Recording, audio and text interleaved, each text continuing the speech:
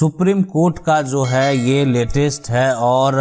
एक बड़ा फैसला आया है। देखें, अगर ये जो फैसला आप देखेंगे ना तो आपको यकीन नहीं होगा कि ऐसा भी कुछ हो सकता है, ऐसे भी नियम हो सकते हैं। पहले के जितने सारे नियम थे वो सभी नियम जो है अब ये फैसले के बाद बदल जाएंगे और लोग अपना हक की जो बात कर रहे हैं वो अपना हक की लड़ाई भी शुरू कर देंगे। तो आज जो ये फैसला है ये बड़ा फैसला है। क्या होगा इस फैसले का असर? सुप्रीम कोर्ट ने जो है एक तरह से हाई कोर्ट के जो जजमेंट है उसको भी क्यों पलट दिया और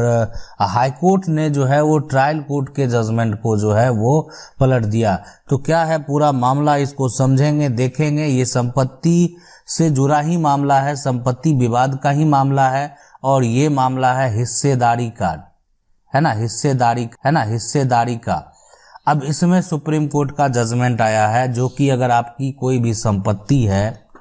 वो संपत्ति आपके पिता की हो, आपके दादा की संपत्ति हो, जिनकी भी संपत्ति हो, तो अगर कोई भी पिता की संपत्ति है और पिता के मान लेते हैं कि अब यहाँ पर दो बेटे हैं, ठीक है, दो बेटे हैं और एक का नाम है राजू और दूसरा का नाम है मान लेते हैं मोहित, ठीक है, अब जो भी नाम है। अब यहाँ पर लेकिन यहाँ जो आपकी माँ है, आपकी माँ है, अब पिता का एक जो है किसी अन्य महिला के साथ जो है अवैध संबंध भी है। अब मतलब ऐसा बोल सकते हैं कि लिव इन रिलेशनशिप में रहते थे पिता, आपको पता नहीं थे, लेकिन उनसे एक बच्चा पैदा हो गया, है ना, जो कि यहाँ पर राजू और मोहित का भाई ही कहलाएगा। आप उसको अब जो भी नाम दें, लेकिन आज सुप्रीम कोर्ट ने जो जजमेंट दिया है, जब ये मामला विवाद जो है आपका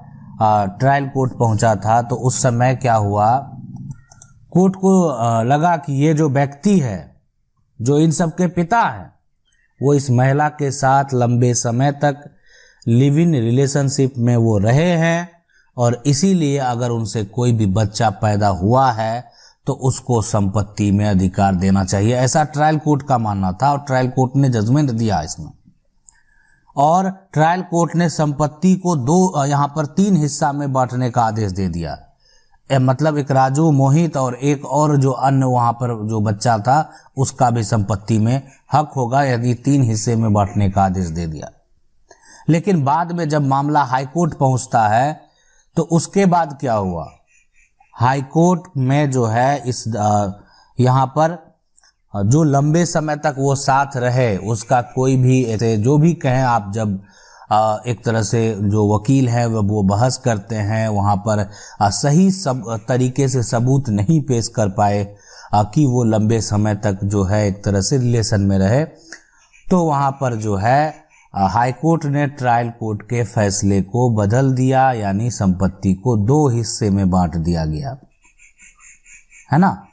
लेकिन अब क्या हुआ, अभी जो अब ये मामला जब सुप्रीम कोर्ट पहुंचता है तो सुप्रीम कोर्ट में क्या हुआ, देखें सुप्रीम कोर्ट में क्या हुआ कि अगर कोई भी, सुप्रीम कोर्ट ने कहा कि कोई भी व्यक्ति है, कोई भी आदमी है, मान लेते हैं दो आदमी है, एक का नाम मान लेते हैं यहाँ पर संजय है ना, संजय है, उसकी पत्नी जो है वो पूजा है, ठीक है, मान लेते हैं, या वो ऐसे महिला के साथ रह रही है।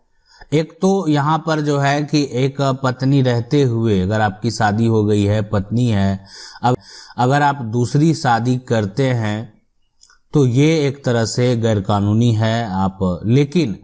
अगर मान लेते हैं आप किसी के साथ, यहाँ पर एक पूजा है और दूसरा जो है वो रंजना है, पूजा से आपकी शादी हुई, ये आपकी पत्नी है, लेकिन रंजना के साथ जो है वो आपका एक तरह से लिव इन रिलेशन है, आप कहीं बाहर रहे और इनसे आपको प्यार हो गया तो आप यानी इनके साथ जो है तो लिव इन रिलेशन में आप रहे यहाँ पर, ठीक है, इन रिलेशन, तो यानी यहाँ पर जो है आप इनके साथ लिविंग रिलेशन में रहने पर क्या हो गया कि रंजना को एक बेटा हुआ और पूजा जो पत्नी है उनसे पहले से ही दो बेटा है, एक बेटा, ठीक है।